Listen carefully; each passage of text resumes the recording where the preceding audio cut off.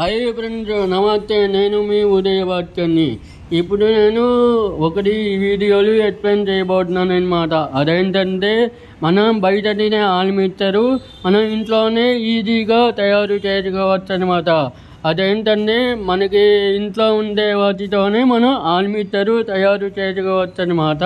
ముందుగా 4 ఉల్లిగడ్డల్ని కోసుకోవాలన్నమాట.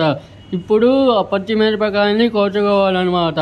పచ్చిమిరపకాయలు కోసి ఒక 4-5 పచ్చిమిరపకాయలు కోసుకోవాలన్నమాట ఫ్రెండ్స్.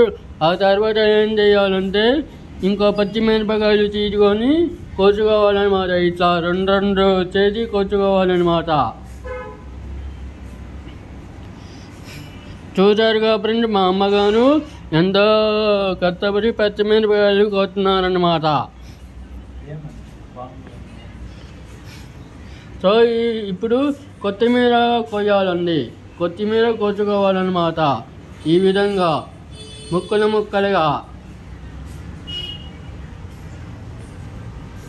కొత్తిమీర కోసుకున్న తర్వాత ఏం చేయాలంటే ఇది మళ్ళీ పచ్చిమిరపకాయని ముక్కలుగా కోసుకోవాలన్నమాట. ఇప్పుడు ఒక గిన్నెలో ఉప్పు, మనం కోసి పెట్టుకున్న పచ్చిమిరపకాయలు ఇవన్నీ వేసి కలుపుకోవాలన్నమాట ఫ్రెండ్. అప్పుడు కారం లేకుండా ఉంటుంది పచ్చిమిరపకాయలకి. ఆ తర్వాత ఏం చేయాలంటే కొత్తిమీర కూడా వేసుకోవాలన్నమాట ఫ్రెండ్స్. కొత్తిమీర వేసుకున్న తర్వాత దాంట్లోకి కారం వేసుకోవాలి. కారం వేసి అప్పుడు అవన్నీ వేసి కలుపుకోవాలన్నమాట. ఇది చేస్తే నెయ్యితో చేస్తే చాలా బాగుంటుంది అన్నమాట ఈ ఆల్ మిక్చరు. ఇప్పుడు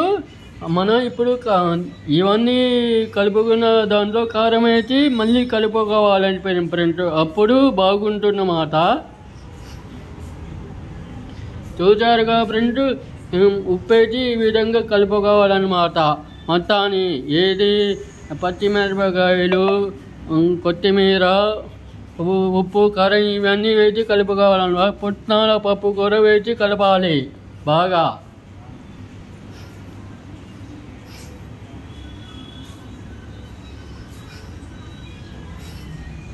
సో మనమనాలు కూడా వేయాలండి. మనమనాలు మరింత ఎక్కువ వేసి కలపాలన్నమాట.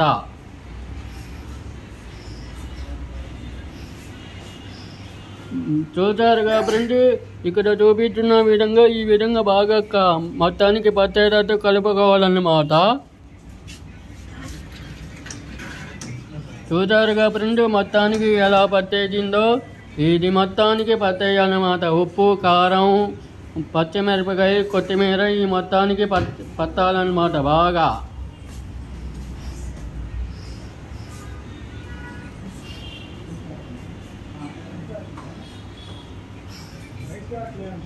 ఇప్పుడు బూందీ వేసుకోవాలన్నమాట. బూందీ వేసి ఇప్పుడు ఏం చేయాలంటే ఆ బూందీని కూడా కలపాలన్నమాట.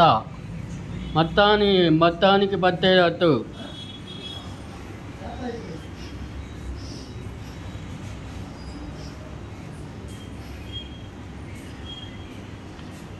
పుట్నాల పప్పు, మరమరాలు మొత్తం కలిసేటట్టు కలుపుకోవాలన్నమాట అండి.